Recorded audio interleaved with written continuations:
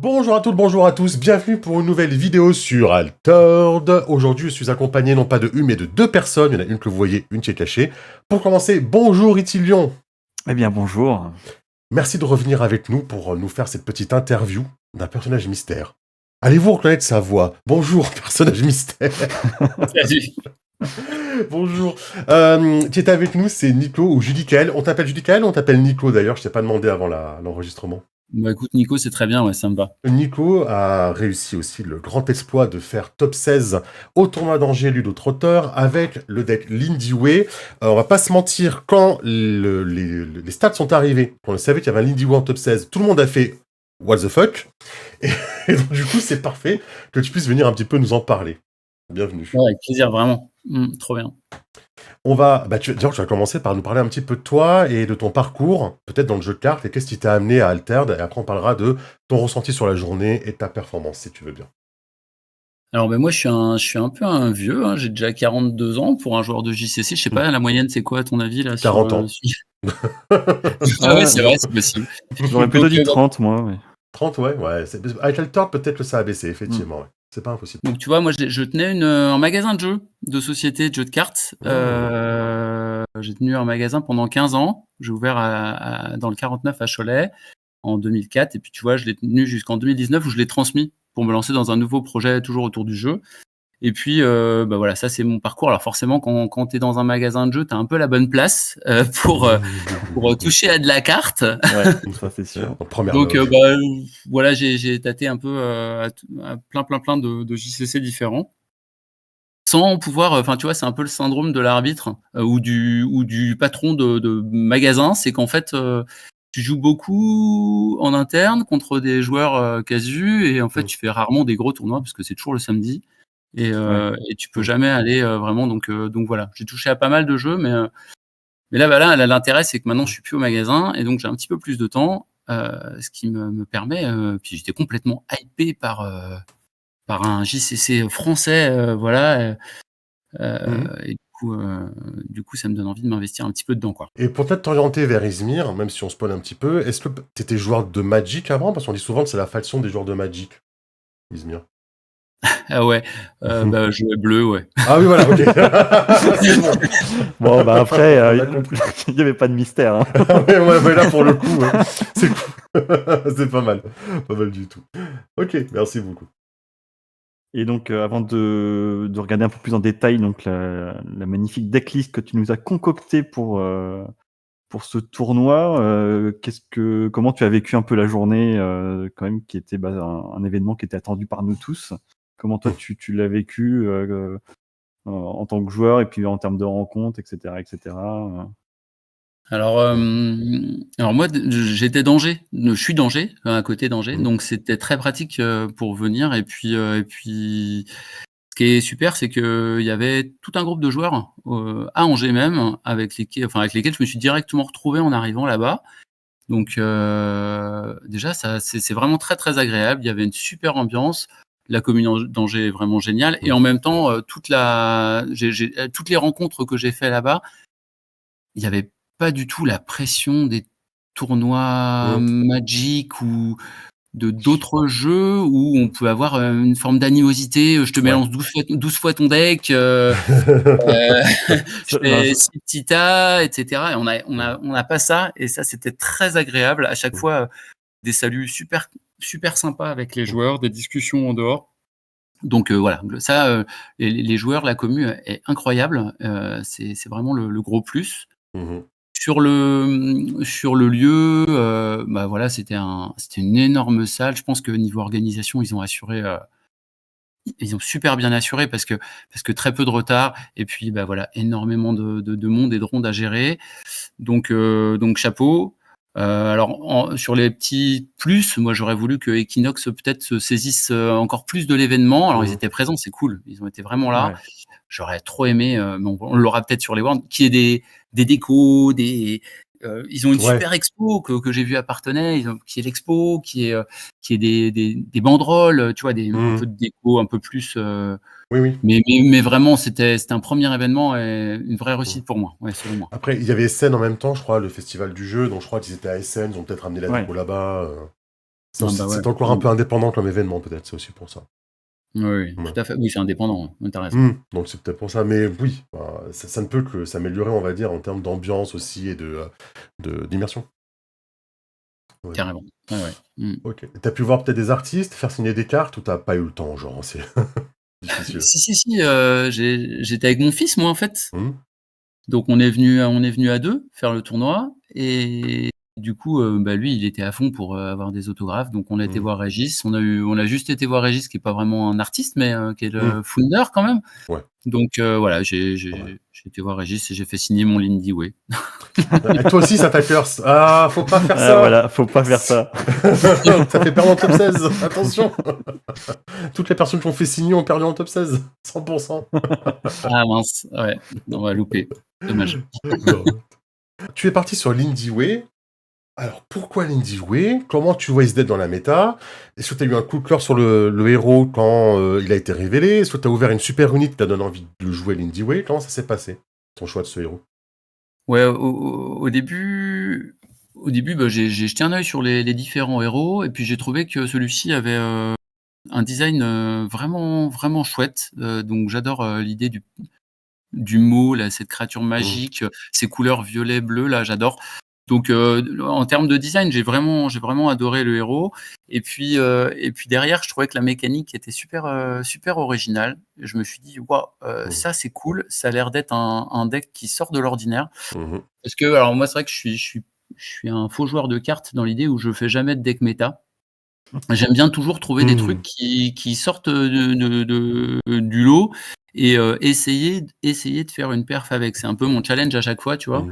Donc pour le coup, je me suis dit: «Bah tiens, la mécanique est sympa, ça va être cool, je vais m'amuser avec» et je me suis pas trompé parce que vraiment, je le conseille à tout le monde, jouer l'Indie Way, c'est un C'est plaisir. fun.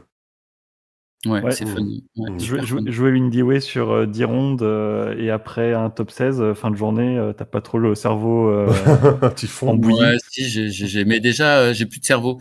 De base. À la moitié de la journée, j'avais plus j'étais déjà cuit, tu vois? Ah ouais. On rappelle du coup l'effet de l'Indie Way. Pour ceux qui nous écoutent, l'Indie Way, vous l'inclinez pour créer un jeton compagnon Mo dans l'expédition, un peu comme Bouddha, avec Claude et Bouddha, sauf que Mo, il est 000 de base. Et il coûte 1 si jamais vous n'êtes pas premier joueur. Donc ça, déjà, c'est une différence. Par contre, il va se booster de 2 à chaque fois qu'il y aura un sacrifice de votre côté du plateau. Donc chaque fois que vous sacrifiez un personnage, il va gagner 2 boosts. Est-ce que tu as la carte alternative de Mo, du coup? L'alt alternative de Mo qu'il y a dans les petits boosters, là? Ouais, je l'ai eu juste le jour du tournoi. Ah bah c'est parfait. Ah bah parfait. Ça est très très joli, hein, je l'aime beaucoup. Ouais, elle est super. Ok. Comment tu situes SD dans la méta? Tu t'y allais en te disant je vais me faire défoncer par tout ce qui passe, mais au moins je vais m'amuser, ou comment tu y allais quoi au tournoi? Alors, j'y allais en me disant ça, enfin, j'ai une carte à jouer parce que le deck, j'ai l'impression qu'il tourne. Mais en fait, je me suis dit: «Beh non, mais 10 rondes, il y a trop de random. En fait, c'est pas possible. Je vais essayer de vivre juste la journée, en me disant: "Je vais essayer de faire de mon mieux"». Et puis, mais ouais, j'étais satisfait parce que j'avais l'impression, en tout cas, à peu près 10 jours avant le tournoi, d'avoir trouvé un truc qui marche pas mal. Et je m'étais dit: «Bah, je vais y aller, je vais me faire plaisir, quoi». Je suis arrivé sur l'Indie Way avec les méduses parce que, au début aussi, parce que je me suis dit, j'ai vraiment créé le deck autour de l'unique. Ouais. C'est un petit peu ça la particularité du pack, c'est que Oui. c'est que la première chose que j'ai fait quand j'étais complètement hypé, moi, par le système d'unique de Altered. Et donc la première chose que j'ai fait, c'est d'aller checker les uniques, en fait, voir ce qui pouvait exister, et direct je me suis jeté pour, choper ces méduses et du coup le deck, vraiment tourné autour des uniques, contrairement à peut-être, pas mal de decks qui fonctionnent à l'inverse, quoi. Est-ce que tu as vu que les méduses lunaires ont augmenté de prix à cause de toi? Je sais pas si on te l'a dit ou si tu l'as vu, mais c'est pour de vrai. Ouais, Elles ont augmenté, ouais. j'ai vu et en fait, ça me dépite. Je passe un message en même temps. Ça me dépite autant que vous parce que vous allez voir mes méduses, elles sont cool, mais elles sont pas opti. Et j'aurais tellement voulu, récupérer 2 autres méduses. Donc si vous avez des méduses, hésitez pas à penser à moi, à me les envoyer en MP, ça me ferait plaisir. Mais ouais, il y a un gars qui me l'envoie, il me dit: «Tiens regarde, ma méduse, je l'ai mis aux enchères, merci à toi». Donc super. dis, mais attends, moi, ça m'intéresse. Mais en fait, elle était bien. Elle est trop bien, ta méduse, en fait. Elle m'intéresse. Elle me dit, bah, mais j'ai déjà 300 € dessus. Et, Oh là ok, là, bon, c'est bah, ouf. écoute, C'est ça qui est intéressant en tout cas avec ce deck-là, c'est que à la base les Unix, ça devait être des cartes qui devaient venir pour colorer un deck, on va dire renforcer certaines faiblesses. Là, on est quand même plutôt sur des uniques qui, j'ai l'impression, euh, permettent au deck vraiment de bien s'amplifier. Enfin, tu as l'air d'avoir construit le deck autour, justement. Enfin, tu peux nous parler un petit peu du deck, qu'est-ce que tu veux faire avec ce deck, comment il fonctionne dans l'esprit, quoi. ce que je veux faire avec ce deck, c'est essayer de plutôt pas perdre l'early. Donc, c'est un deck où il y a beaucoup, beaucoup de petits coups, globalement. Ouais, voilà, beaucoup de cartes qui jouent à faible coût, de façon à être finalement assez bon early, essayer toujours de gagner un côté, en fait, si possible, à chaque fois, faire le trade d'échange. Et puis sur le late game, en fait, le deck va être meilleur parce qu'il y a beaucoup, beaucoup de pioches, vous allez voir. Et du coup, en général, sur la fin de partie, soit si j'ai un tout petit peu de retard, je vais des fois réussir à récupérer une XP de retard. Et puis il y a aussi les petits pas qui permettent de finir en cas de match nul, en fait. Ouais. Donc là-dessus, en fait, c'est vrai qu'on retrouve un peu la mécanique à Fanas de se dire on essaye d'aller jusqu'à petits pas. Voilà. Donc c'est vrai que la stratégie est un petit peu similaire dans l'objectif, en tout cas. Et justement, alors moi, sur Afanas, par exemple, vraiment, le petit pas, on va dire que c'est globalement, ça va dépendre des match-ups, mais sur la plupart des match-ups, c'est quand même 50% facilement de mes games de terminer au petit pas. Toi, Ok. c'est le cas ou c'est quand même un peu plus, Ouais, situationnel? Ouais, c'est un peu plus situationnel. Moi, j'ai l'impression que je suis plus autour de une game sur 3 ou 4. Ouais. D'accord, ok. Ok. Donc Voilà. vraiment, les games contre la plupart des match-ups, t'arrives à choper l'expédition d'offense et après à te positionner plutôt en défenseur qu'en attaquant et tenir le coup jusqu'à la fin, quoi. Ouais, alors il y a beaucoup beaucoup de récursivité dans ces cartes-là. J'utilise énormément le sommeil, Body Sleep là, qui me permet quand même en fin de match d'être très fort, surtout si tu trouves une récursivité. J'adore cette carte, de toute façon. Ouais, non, mais c'est très très très très fort, en fait. En fin de partie, on a vraiment envie de la voir. Quand on la tire fin de partie, c'est quasiment game. Parce que t'es hyper content, un peu comme Petit Pain, hein. Si tu as réussi à tenir à faire ton plan de jeu, t'es tellement content de l'avoir. Ouais. Ok. Et donc, Quand je parle de juste récursivité, c'est arriver à renvoyer dans la main les cartes qui sont sur le terrain ou dans la réserve pour pouvoir les réutiliser, du coup. Ouais, c'est ça. Là, il y a beaucoup, beaucoup avec les méduses notamment, les méduses, les flamelles, des cartes qui permettent de récupérer des spells depuis la réserve. Et c'est vrai que ça, c'est assez agréable. Et notamment, en fait, tu peux arriver à faire, si tu as une méduse qui coûte 1 depuis la réserve aussi, on peut imaginer des tours assez déments sur la fin où tu fais sommeil, méduse, je récupère mon sommeil, sommeil, méduse, sommeil. Et puis aussi, à la fin, tu es à 8. Tu as fait 3 sommeils et puis tu vas aller poser un Kadigir 4/4 du bon côté et puis de l'autre côté, tu as ton mot, quoi. Enfin, donc, Ça n'a pas coûté cher, ouais, effectivement. potentiellement, il te faut avec 2 cartes, quoi. 2 cartes plus 2 cartes, tu peux faire ça, late game. Ah ouais. Tu vois, quand j'ai vu ton deck la première fois, c'est d'ailleurs ce que j'ai raconté en vidéo, c'est que moi j'avais plus l'impression que tu essayais de piocher à fond, choper au moins 2 méduses et commencer à comboter entre elles, plus que, comme tu racontes, mettre des petits boutisli, des sommeils réparateurs, les remonter, les remettre, poser juste une créa et passer, tu vois. J'avais l'impression que tu étais beaucoup plus basé sur tes combos avec les méduses que ça, tu vois. Ouais, alors si, puisque effectivement, les méduses, en fait, elles ont une particularité, vous l'avez peut-être sûrement vu, c'est qu'elles permettent de se remonter elles-mêmes. Ouais. En fait, L'une l'autre, ouais. là, chacune, en fait, permet d'aller remonter l'autre. Donc, en général, les méduses, sauf obligation, j'attends souvent pour les jouer un tout petit peu de temps de jeu. c'est-à-dire j'attends souvent que le premier sabotage soit passé Et ouais, c'est ça. Ok. pour pouvoir poser ma méduse. Parce qu'en fait, après, quand le premier sabotage est passé, ben, l'autre il sabote au top deck en fait. Donc, Oui.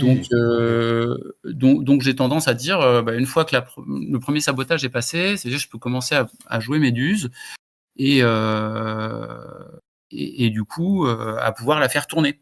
Parce que si je la fais tourner, je réussis à faire des mots, ben, si j'ai 5 manas, je peux faire une 10-10 de mon côté, quoi. Après Ouais. évidemment, elle peut se faire renvoyer, il y a plein de choses. Donc on essaye de la faire le plus tard possible, mais rien qu'avec 3 manas, ça fait quand même une 6-6, quoi. Hmm. Donc même avec 2 manas, c'est une 4-4. Donc finalement, tu vas essayer, de poser ton mot le plus tard possible contre presque tous les match-up et de le et en fin de tour, en fait, de faire tourner ta méduse, Hmm. pour gagner au moins un côté. Ouais. Ok, tu gardes un peu ça secret. On rappelle les méduses, hein, si jamais vous voyez pas les cartes ou vous n'avez pas vu la vidéo. Quand il la pose, tu peux la sacrifier tout de suite, et si elle n'est pas efficace, elle va en réserve. Donc le but, c'est de la poser de la main pour la sacrifier. Elle part en réserve, Modène du boost, et elle peut remonter une carte de ta réserve, donc elle peut remonter une méduse que tu as déjà sacrifiée avant. Donc tout le concept de je pose une méduse pour renvoyer une méduse dans la main. Et partir en combo, pas infini, parce que bon, ça coûte un mana, mais partir en combo à chaque fois pour ça, quoi.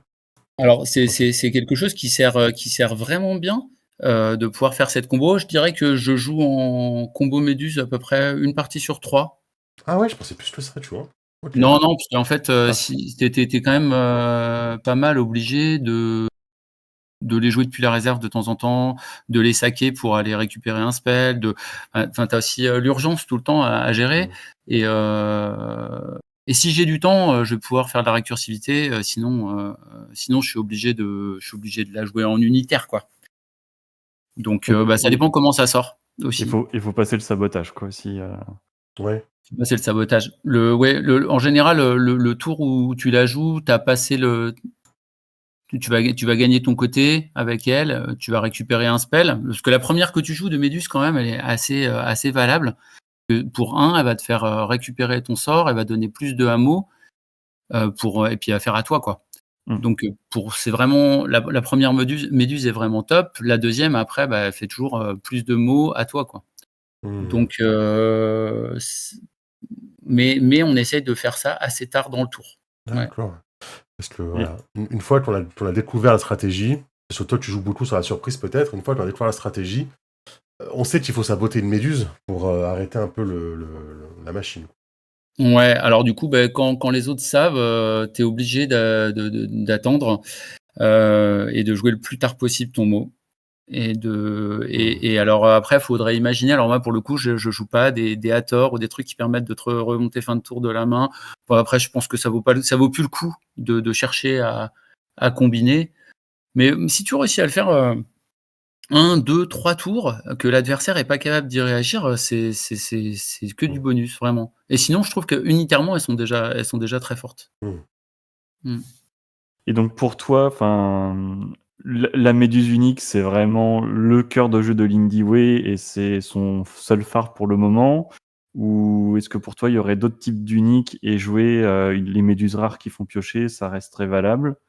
Ou vraiment, voilà, que si on voulait jouer un petit peu le même type de deck que toi et faire fonctionner Lindy Way, tu penses qu'il faut vraiment aller sur ce type de méduse-là pour réussir à vraiment la faire tourner? Bah, non, non, je pense pas. Je pense qu'il y a là, c'est vraiment le choix. Mais je trouve que l'Indie Way, en fait, bah, voilà, on a un mot, donc soit on là, dans ce deck-là, si tu veux, soit je sacrifie mes mots pour faire du don de soi, puis piocher ou pour faire des booms, soit, bah, elles vont profiter de mes méduses. Donc je trouve que c'est vraiment un Lindy Way, même s'il y en a qui me diraient que ça ressemble à du Afanas. Mais je pense Hmm. qu'effectivement, non, il y a d'autres plans de jeu. Il y a carrément d'autres plans de jeu, notamment, enfin moi, j'adore, je pense que le Icy Tox 5, le deck avec des Icy Tox qui coûtent 5, il peut vraiment être valable. Parce que le défaut de Lindy Way pour moi, c'est que souvent tu joues que d'un côté et t'es meilleur plus d'un côté que de l'autre. Mhm. Donc Easy Talk arrive, mais Easy Talk 6 pour moi c'est rédhibitoire. J'arrive pas à le jouer. Enfin vraiment je sais pas, je comprends pas que Ordi soit aussi bien servi sur ça. Ouais, nous on a un Easy Talk Hmm. à 6 mana, Hmm. donc évidemment, tu vois, tu es obligé de le jouer en unique, mais ça peut être un plan de jeu. Et sans parler des uniques, je pense que si tu joues pas Méduse unique, tu dois jouer des repères, pour l'instant. Notamment, tu dois jouer Isba. Moi, je peux pas jouer Isba dans mon deck parce que en fait, j'ai plus mes Méduses unités à 1. Elles sont sacrifiées automatiquement quand elles sont jouées. Ouais. Donc en fait, comme elles sont sacrifiées, j'ai moins de body à 1 que j'ai envie de sacrifier. Tes méduses, c'est les cibles prioritaires de don de soi. Tu vas des fois poser ta méduse, pas la sacrifier, faire un don de soi. Très souvent, ouais. Ouais.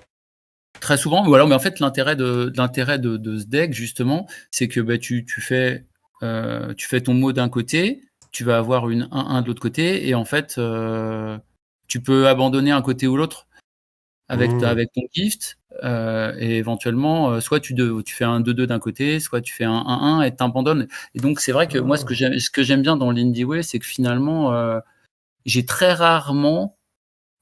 très rarement des combats où quelqu'un en face de moi a 5 de force et moi j'ai 4, tu vois. Je vais plutôt tout le temps. Laisser un côté, on va dire. Ouais, c'est ça. Je vais sur un côté, je gagne mon côté et l'autre, il n'y a plus rien, quoi. Ouais. Tu peux sacrifier Mo sur don de soi et piocher 2 cartes. Bah oui. Bah du coup, oui. c'est une pioche 2 pour 2 quand même c'est une vraie force de pouvoir faire ça. Et puis, en fait, en termes de pioche, si tu prends une pioche 2 classique, ça coûte 3 mana en Izmir. Et si tu prends par exemple un portail de bannissement, ça coûte 4, nous on l'a pour 3 avec Boom. Oui. Donc, mais c'est que pendant ton tour que tu as cet avantage-là, parce que sinon Mo coûte quand même un mana. Ouais, là ça retourne à faire un portail, quoi. Ouais. Le sacrifice, tu peux toujours le faire pour booster Mo aussi, en sacrifiant un petit 1-1. Donc l'intérêt, c'est vraiment toujours d'avoir ce choix des deux côtés. La carte qui s'y prête le plus justement à ce type de manœuvre, c'est la Stargazer là. En français, c'est quoi? C'est la Dissipe Augure. Enfin, j'ai plus. Ouais, l'augure qui permet que quand en Izmir. fait elle est sacrifiée, tu vas mettre 2 boosts ailleurs. Oui. Donc quand elle est sur table, clairement l'adversaire s'attend à ce qu'elle soit sacrifiée et que tu fasses un mot 4-4 de l'autre côté. Mais au final, tu peux très bien la garder. Laisser. Voilà. Ok. Donc tu as toujours quand même toujours ce choix, ce bluff un peu. Et je pense que ça c'est cool. C'est la force de l'Indie Way en fait, où est-ce qu'il va jouer, comment il va jouer. En fait, on sait pas trop. Il peut y avoir des retournements et des changements de direction qui sont assez cool. Jusqu'au dernier moment, tu peux choisir d'un côté ou l'autre, en fait, finalement. Tu peux attendre jusqu'au dernier moment. Ouais, c'est pas mal, ouais. On va faire le tour des cartes à la limite dont on n'a pas encore parlé. Disciple Studieux, 3-3. Alors, tu vois, Disciple Studieux, c'est une carte que j'ai jouée en rare pendant assez longtemps. Parce que justement, je voulais combattre Waru en me disant, je le rejoue, j'ai un spell moins cher, je peux aller boom plus facilement Robin. Bon, et puis en fait, je l'ai enlevé. Parce que tu sais, en rare, il a un effet, c'est que quand tu le joues de ta réserve, tu payes -1 un spell. Mais ça reste toujours une vraie interrogation. Après, c'est toujours les 15 slots de rare qui sont difficiles à placer. Ouais. Ah oui, ça, on est. Parce que ça marche bien avec, je l'ai perdu, mais main tendue, du coup. Alors moi, je joue pas main tendue. Tu joues pas main tendue. Là, ça marcherait bien avec main tendue, du coup. Le disciple, il sort, tu fais main tendue sur lui, hyper fugace, tu pioches une carte. Ah bah ouais, c'est clair. Ouais. Donc c'est quelque chose que moi, je joue pas autour de main tendue. Je pense que main tendue est encore plus forte à Fanas parce que t'as vraiment le boost qui va avec. Nous, le plan de jeu il est un petit peu différent, je trouve, en l'Indie Way, c'est qu'en fait, on va pas booster nos cartes. Donc en fait, on va chercher le plus possible à gagner avec juste une 1-1 versus rien en face, quoi. On va le plus souvent essayer de faire ça. Gagner contre rien. Et c'est en ça que les jetons peuvent être un souci en face, les petites 1-1. Et du coup, j'ai essayé de construire un deck qui permet quand même de s'en sortir face à un deck Sigismar notamment. Parce qu'il y a plein de jetons. Donc je t'explique après pourquoi si tu veux, mais c'est pas. Voilà. Donc d'ici, évidemment, c'est des cost 1. On en a besoin parce que par exemple, contre Waru, tu as besoin de faire un start une carte à 1, une carte à 2. Ou une carte à 1 plus un zoo, ou une carte à 1 plus une autre créature à 2 pour prendre 2 XP dès le tour 1. Mais idéalement, c'est tour 1 plus Zoo et c'est vraiment parfait, quoi. Ok. Contre Warou, c'est le start qu'on veut absolument.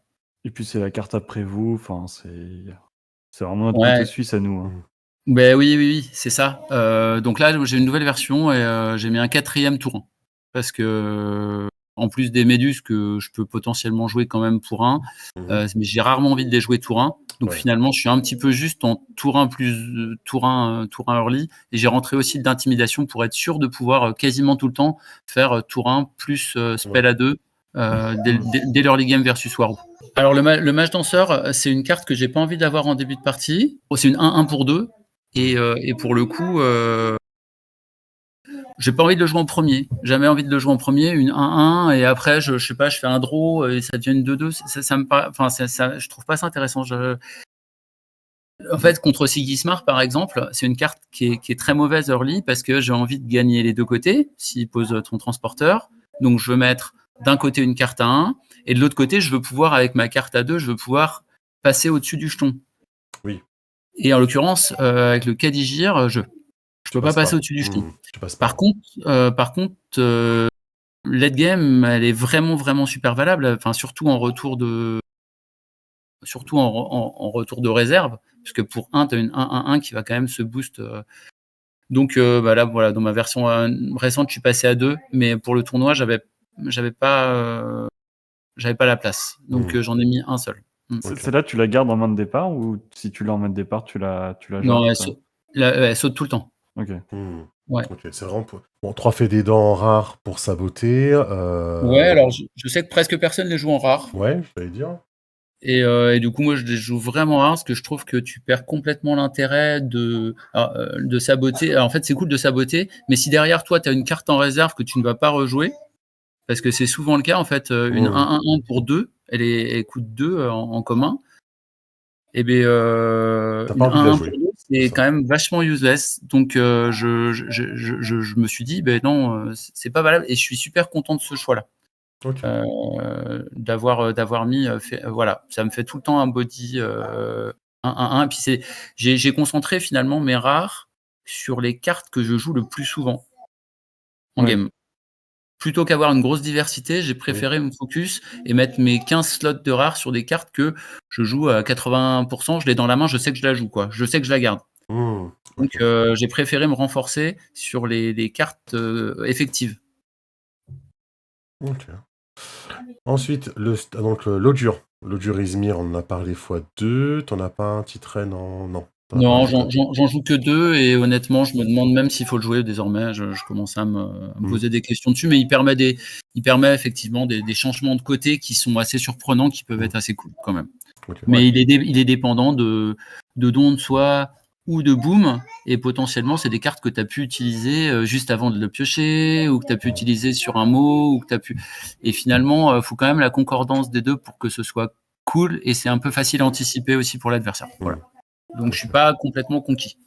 C'est une carte aussi qui reste utile contre Ordis si jamais on te pose un Anubis. Ça peut dissuader, quoi. Ouais, alors c'est vrai que nous, on a une force contre les Anubis, c'est que moi, quand je joue contre Sigismar, dès T1, dès le deuxième tour, dès que c'est à moi de jouer, je mets mot, quoi, sur la table. Parce que si on me force à sacrifier, je peux soit sacrifier mot, soit sacrifier la carte qui est à côté et booster mot. Donc c'est vrai qu'on a tout le temps de la chair à canon à casser. Et donc contre Sigismar, c'est un peu le plan aussi de tout le temps avoir mot sur table dès le début de mes tours. Ok. 3 Baba Yaga en rare, Itidion. Hein, oui, on aime, il y a tout ce qu'on aime là. Ouais. De la force, de la pioche.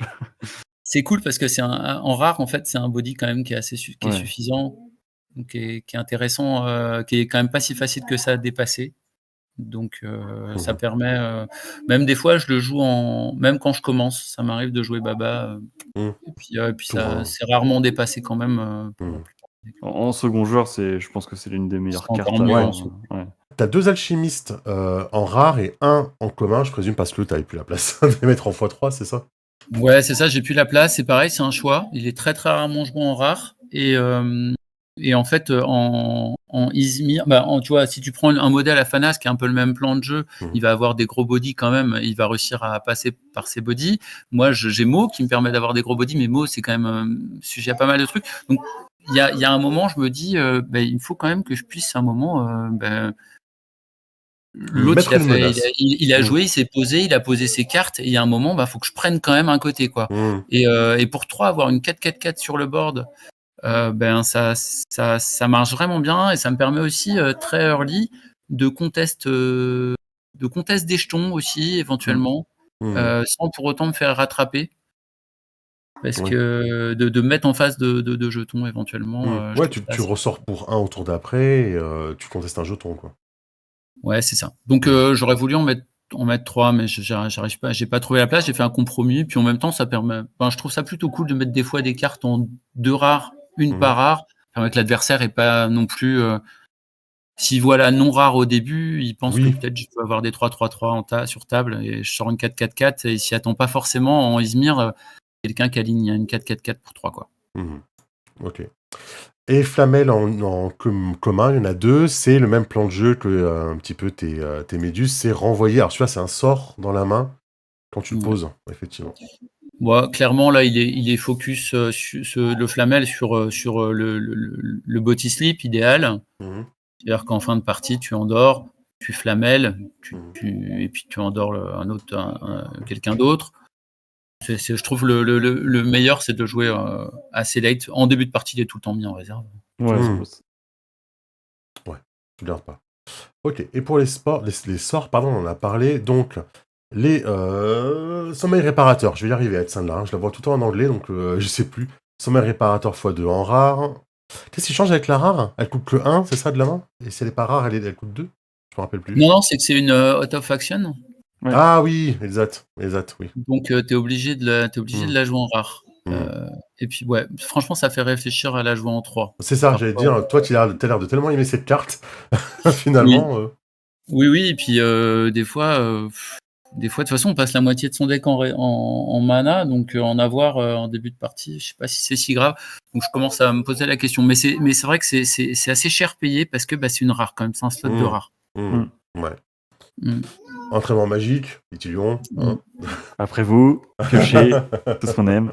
Ça c'est trop fort, hein. Le 1 à toi, je pioche, c'est génial.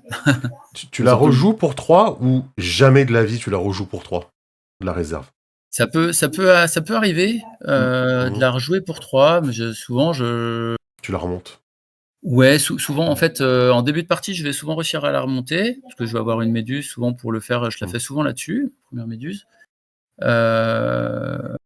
Et puis par contre, late game, c'est possible que soit je la repaye, soit ça m'arrive de la faire sauter quand même. Late game, j'ai utilisé 2 fois, et c'est bien.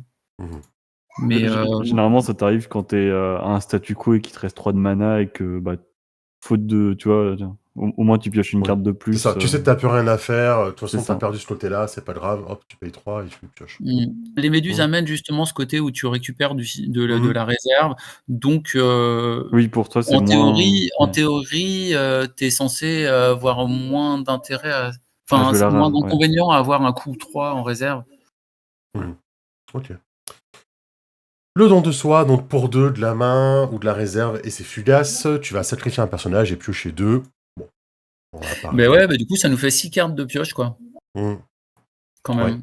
Avec des pioches à 2 en plus, donc c'est vrai que ça va pioche à 2, et du coup, alors celui-là, tu peux pas le remonter parce qu'il est fugace, mais en plus, si tu remontes les entraînements magiques, ça fait vite beaucoup de cartes, que tu pioches. On peut avoir un beau card advantage en fin de partie, ça peut être assez cool. Ok.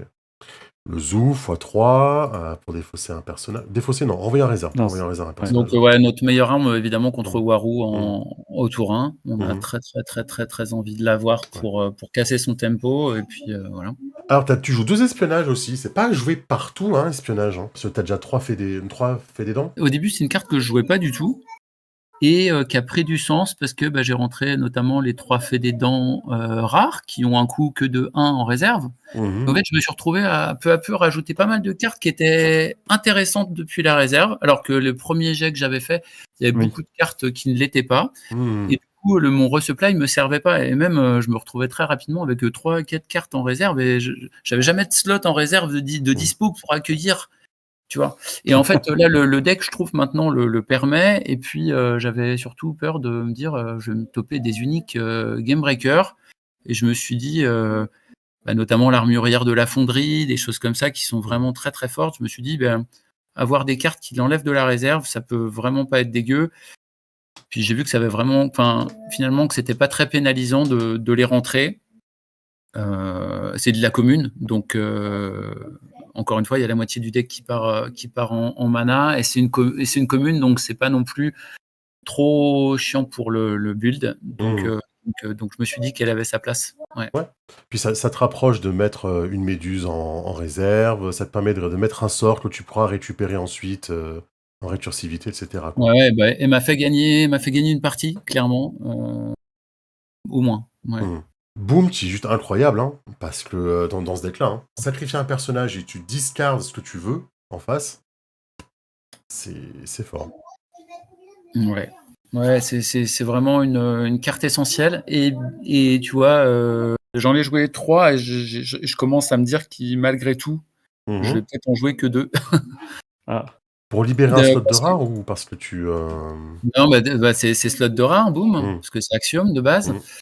C'est une super carte, ça marche très très bien effectivement avec Mo, mais on a besoin d'être encore plus tempo, et c'est pour ça qu'en ce moment je suis en train de rentrer plus 2 intimidations plutôt que Ah oui, tu le disais. que boom, pour jouer plus tempo et encore à des coûts moindres, et pour être meilleur contre Waru notamment. Ok. Bon, au cas où, une Banishing Gate qui fait la même chose, mais ça se coûte plus cher. Ouais, donc au début j'avais mis une intimidation, puis j'ai eu besoin d'un slot de rare, donc finalement j'ai rentré une Banishing Gate. Je me suis dit, de toute façon c'est une carte qui peut tout gérer, c'est une commune, donc potentiellement elle peut rentrer, elle est pas gênante à rentrer dans le deck, et voilà. Donc pour l'instant je l'ai mis, je pense que voilà. Tu vois, je fais des modifications encore. Oui, mais c'est normal, hein. C'est bien. Carrément. Le jeu a à peine un mois. Et puis, continuons. Les 2 small steps qui mériteraient d'être en 3. Ouais. C'est à la fois ce super small step et puis ce maudit small step en top 16. Je fais la game pas parfaite, mais donc je tiens le Fen tout le temps on avance chacun de notre côté jusqu'à quasiment une case du final, et moi je cherche d'avoir mon small step, je pioche, je le trouve pas.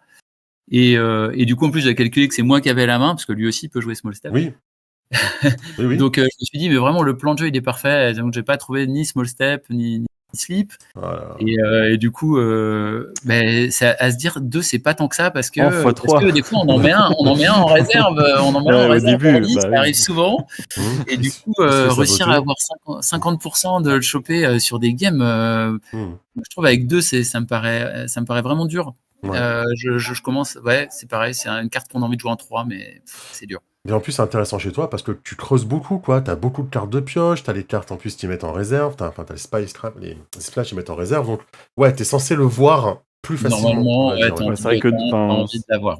C'est vrai que 2, ça paraît quand même bien avec toute la pioche qu'il y a là. Ça paraît équilibré sur le papier, effectivement. Normalement, ça marche, mais c'est vrai que c'est énervant. C'est une carte qui est frustrante pour l'adversaire quand tu la sors, et quand tu ne l'as pas et que tu en as besoin, c'est aussi frustrant pour toi. Donc c'est une carte qui a toute la... c'est que du bonheur. Après voilà, c'est une carte qui est forte quand t'as l'avantage ou quand t'es dans la tempo, mais quand t'es derrière, ça devient une carte morte. Donc c'est vrai. Ça permet peut-être des fois de raccrocher un wagon et pas trop de faire distancer, mais bon, malgré tout, voilà. Je sais pas si ça t'est arrivé, toi, Titillon, de la jouer, par exemple, voilà, il y a un tour où tu es sûr de perdre les 2 et tu te joues. Moi, il y a quasiment jamais cette situation. Ça m'est arrivé une fois sur je sais pas combien de games, mais ça m'est arrivé qu'une fois où oui, j'avais vraiment rien d'autre à jouer, donc quitte à pas avancer, autant avancer d'une case, quoi. Ouais. Mais c'est bon, c'est dommage parce que tu perds l'effet de surprise, quoi. C'est surtout ça qui est... Ouais, puis le côté, l'adversaire peut pas réagir. C'est je gagne, point. T'as pas de compte, t'as rien, t'as pas de prix de fiable. Non, j'ai gagné. Et c'est ça qui est fort. Toi, si t'as un tour complètement à vide où tu sais que même poser un personnage, ça te servira pas plus tard, au lieu de perdre 2 expéditions gratuites, t'en perds qu'une, quoi. Donc, c'est une carte qui a énormément de sens avec le body slip aussi, tu vois, éventuellement. C'est vrai que si tu commences à jouer 3 body slip, tu peux éventuellement envisager de jouer 3 petits pas, parce que bah, du coup, ça te permet de jouer tes body slip assez tôt. Tu vas gagner tes 2 côtés, par exemple, grâce à body slip early. Et puis derrière, en fait, le tour d'après, bien, tu es censé perdre les 2, mais tu vas quand même en gagner une, quoi, Ouais. avec un petit pas. Je trouve que c'est marrant, comme il y a peut-être moyen de réfléchir comme ça, mais bon, je vais pas tenter ça, moi. Mais, Ah là, c'est du drawback, quoi. Avec ce magnifique deck, quels sont un peu tes match-up positifs et tes match-up négatifs sur ce que tu as pu rencontrer? alors j'ai rencontré Taija, qui est un match-up assez positif, même très positif. On s'en sort vraiment bien. Dès lors qu'il y a finalement pas tant de créatures que ça, puis qu'il y a des efforts pour les ancrer, pour les booster, bah, c'est vrai que l'impact d'un removal, il est puissant, quoi. Ouais. Zoo, Boo, tout ça. Donc Même tu fais un card d'advantage important là-dessus. Donc même ouais. s'il y a le fuseau? Comment? Même s'il y a le fuseau? Bah, ouais, évidemment, si, il y a des Muna qui peuvent être plus compliqués à jouer. Toi, tu as des difficultés avec Afanas contre les Bah, decks fuseau? moi un peu moins parce que s'il pose fuseau, ok, ça va m'enlever mes removals, mais Ouais. je peux jouer au muscle, quoi. C'est vrai. Non, le Liniwe, il est pas musclé, hein. Ouais, donc à partir du moment où il y a un fuseau, ça devient peut-être un peu plus compliqué, mais sinon c'est un match-up plutôt simple parce que tu as quand même beaucoup de gestion et de cartes d'advantage. Ouais, tout à fait. Donc, tu vois, il y a Teja, c'est pareil, Bravos en Ouais, en Basira, général, ça ouais. marche pas mal aussi. J'ai beaucoup testé contre Basira pour le coup, parce que mon fils joue Basira. Donc, Ok. en tournoi là, j'ai joué 3 Fen, donc 1 en phase finale et 2 avant, que j'ai gagné les 2 avant. Donc je trouve que c'est un match-up assez favorable. Et pour le coup, j'ai été surpris parce que je connaissais peut-être pas assez le deck, mais je pensais à chaque fois qu'il y avait festival, mais j'ai jamais joué de Fen festival. Ok. Moi non plus. Et puis bah, sinon, j'ai joué un Lindy Way première ronde. Ah bah ça c'est bien. Le fratricide. Ah ouais, il était top, hyper sympa en plus, c'était génial. Donc ça s'est joué à rien. Ouais. Ouais. C'était trop bien. Donc Et ça, nos c'était amis deck. des Ordis, ouais. Donc, J'ai joué 2 Warou, dont un en live. Je me suis fait défoncer par qui a été finaliste là. Je me suis fait littéralement ouvrir et j'ai pas vu le jour. En fait, j'ai vu ma main de départ et je me suis dit que ça allait déjà être compliqué. Et puis derrière, il m'a fait une belle sortie. Je trouve qu'en plus il joue bien. Donc en fait, ouais, j'ai tenté de piocher. J'ai pas du tout le tempo qu'il aurait fallu avoir. Mais Warou, en fait, c'est vraiment tout ou rien. C'est-à-dire que des fois, soit tu peux contre Warou gagner de 4 expéditions, soit tu vas te faire complètement ouvrir. Et c'est à chaque fois, c'est des matchs, c'est jamais des matchs serrés. du fait que tu joues beaucoup de cartes, tu joues beaucoup de petites cartes à petits coups. Le Robin t'handicape pas. Ah bah si. Robin, il m'embête vraiment, ouais. Après, tu as Du plus coup, de gestion que la plupart des. Enfin, moi en Afanas par exemple, parce que tu peux jouer le boom. Ouais. tu peux jouer boom, ouais, c'est ça. Mais là, je pense effectivement le plan, je voulais me renformer, donc je pense le plan intimidation, tu vois, par exemple, Ouais. si premier tour tu fais tour 1 plus tu réussis à faire un zoo ou voilà, par exemple un zoo, donc tu renvoies sa créature, il a pas de tempo. Après, il va, même si c'est son tour, parce que c'est vrai que même s'il joue Robin, tu rejoues ton tour 1 et derrière tu fais un ti à +1 et il perd Robin et derrière il est obligé d'attendre 2 tours pour rejouer Robin, parce que s'il joue en contre-tempo, c'est-à-dire quand c'est toi le premier joueur, il s'expose à ce qu'il soit saboté de tour suivant. Donc vraiment, voilà, je commence à donner plus de crédit à l'intimidation que. Voilà, tu vois, j'ai joué contre 2 Warou, j'ai gagné contre un Warou et j'ai perdu contre un Warou. Voilà. Il y en a un, je me suis fait complètement ouvrir, il avait trop de taxes pour moi. Donc pour résumer, match-up positif, c'est plutôt les Muna, Bravos, les decks qui ont un peu peur du contrôle. Fen, Et en négatif, vraiment, tu verrais plutôt Warou en 50-50 Warou, si c'est un match pendant, je suis à moins de 50-50. Là, en tournoi, j'étais à moins de 50-50 contre Warou. Et Sigismar, tu prends comment les deux match-up Eh ben écoute, j'ai gagné contre un Siggy. Mais du coup, je m'étais beaucoup plus focus contre Sigismar que contre Warou, parce Ouais. qu'en fait, tu vois, avant le tournoi, on avait annoncé plein de Sigismar et pas tant que ça de Warou, quoi. Mais c'est ce qu'il y a eu, hein, quand tu vois les stats. Ouais, je vais retourner sur le site d'Alter pour vous montrer, mais il y avait Ah beaucoup oui. plus de CD que de Varou. Hein. C'est juste qu'ils ont un taux de conversion qui est monstrueux. J'adore les taux de conversion, je sais, j'arrête pas de le dire. Et c'est quoi, du coup, ta main de départ parfaite, on va dire qu'est-ce que tu aimes garder? Qu'est-ce que tu jettes automatiquement Ouais, je trouve c'est difficile à dire parce qu'il y a des mains qui changent complètement suivant contre qui tu joues. Ouais, De évidemment. façon générale, j'aime bien voir Baba, Yaga en début de partie en rare. Je trouve que c'est super efficace. Tu pioches, tu prends. Mais il y a très souvent quand même, j'aime bien avoir un body à 1, un body à 2, et puis pourquoi pas une méduse. Ça me permet aussi de commencer à me dire, je vais pas, enfin voilà, je commence à avoir des options, de pouvoir récupérer un spell, récupérer un zoo, rejouer un zoo. Pour vraiment, vraiment pas cher. Donc j'aime bien avoir une méduse en début de partie et souvent ça présage du bon, quoi. Quand il y en a une au départ, ça fait plaisir. Le petit pas, tu le mets en mana Ouais, systématique. systématique, ouais. Je peux pas me permettre de garder petit pas early, par contre. Parce qu'on peut se dire qu'avec toute la pioche que tu as, tu pourrais te dire j'en garde une au cas où, mais non, systématiquement tu la balances. Ouais, non, systématiquement je la vire, ouais. Okay. Systématiquement je la vire. Alors je sais pas pourquoi, tu vois. Toi, tu la gardes des fois, Tourin, Dillion? Alors ça dépend. sur les match-ups comme Trace, ça dépend. En fait, ça dépend de l'autre carte que j'ai en main. Si vraiment je sens que je vais pas avoir mon jeu, si j'ai pas une carte de pioche, je la garde pas.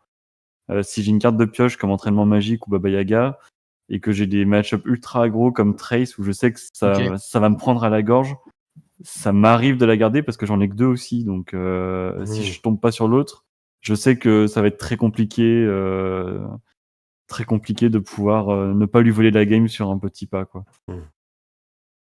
Alors ça peut m'arriver de la garder, ouais. Mais bon, on va dire que la plupart du temps, je suis comme toi, hein, je la mets en mana quand même. Ouais, c'est clair. Tour 1, tour 2, on a besoin d'avoir quand même du choix de cartes à jouer. J'ai vraiment du mal à pas garder ce choix-là. Ouais. Ok. Ça marche. On va terminer avec une petite question que j'avais posée à Ithilion.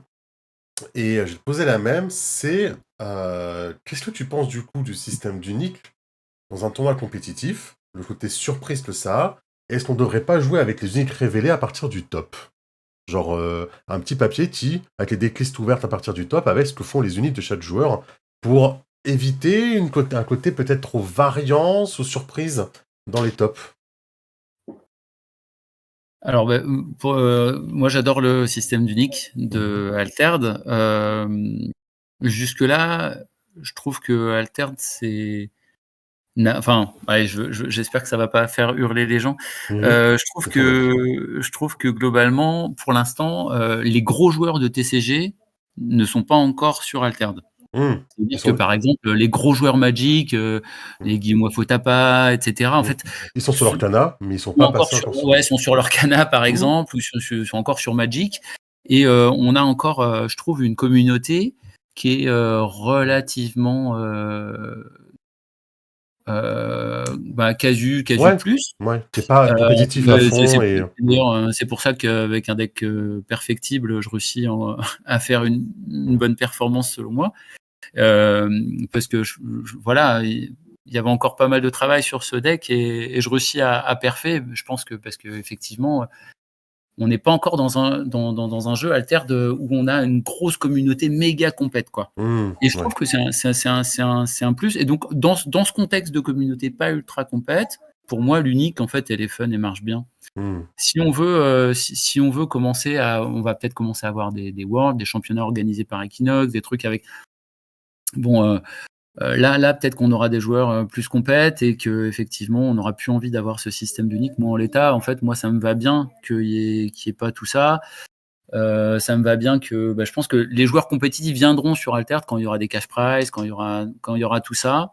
Et à ce moment-là, peut-être que ce sera nécessaire, tu vois, ce que tu dis lors des tops, de pourquoi pas révéler les uniques pour donner cette information-là. Moi, jusque-là, je trouve ça drôle, en fait. J'ai juste envie de m'amuser avec ces uniques et j'ai envie qu'on. Ouais, je trouve ça fun. Alors même quand tu vois, j'ai ri jaune, hein, clairement quand je me suis pris le Quetzal qui faisait taxe, quoi. Ouais, c'est ça. Tu te dis, bon, là, c'est chaud quand même, mec. C'est de l'abus, là, ce que tu me fais. Ah bah, Mais bon, pour le coup, ouais.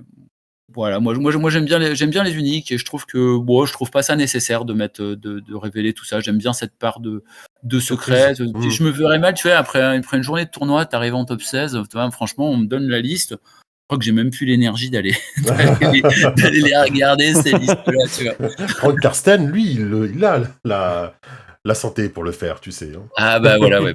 Non mais c'est vrai, je pense que si le jeu devient plus compétitif, il y a moyen. Ouais. Moi j'ai ressenti, tu vois, en écoutant les devs et les game designers que la communauté, en fait, elle n'était pas tant que ça en avance sur les decks. Et puis d'ailleurs, ils se ramènent avec 2 decks, un deck Loki, quoi. Le gars, il fait 5-0 et je pense qu'avec son deck Loki, il explosait tout le monde.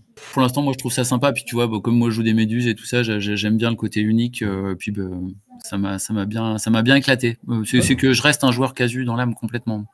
j'ai une petite question complémentaire. Ce serait quoi pour toi l'unique parfaite, l'unique que tu aurais envie de choper Bah oui, une méduse. Alors, et je l'ai vu, l'unique parfaite. Hein. Je l'ai vu, elle faisait 1-1, donc au niveau des coups, 1-1 au niveau des stats.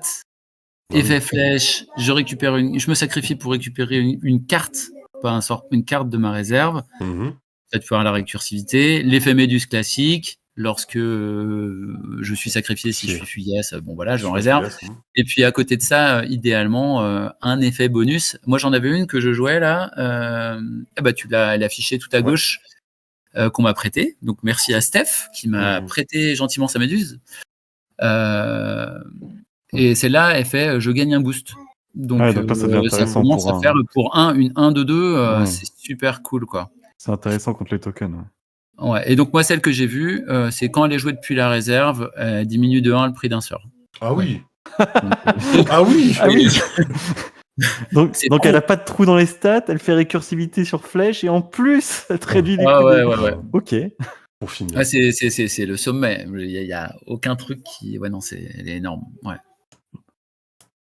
Donc ouais, d'ailleurs je rebondis très rapidement pour que tu puisses finir ta vidéo. J'ai adoré le fait de pouvoir emprunter une carte à quelqu'un que je ne connais pas. On a beaucoup discuté en ligne, il avait envie de jouer Méduse aussi. Finalement il a accepté, on s'est jamais vu. Hein. Il me l'a donné la propriété privée et on est arrivé au tournoi le matin, il me prête la carte en physique. Ouais. Franchement, chapeau et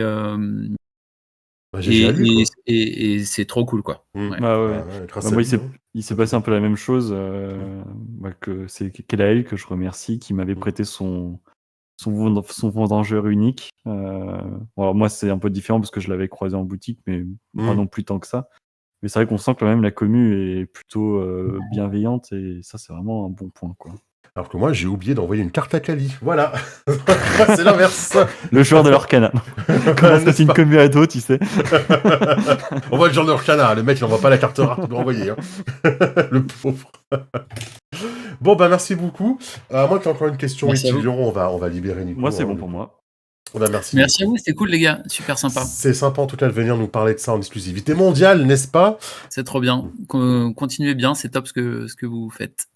C'est très gentil. Et si vous avez des questions pour Nico dans le chat, en nous regardant, vous n'hésitez pas à nous mettre un petit commentaire et on lui passera tous les messages que vous mettez, même les encouragements et les félicitations pour sa performance en tout cas. Voilà. À bientôt tout le monde. Ciao. Ciao. Ciao.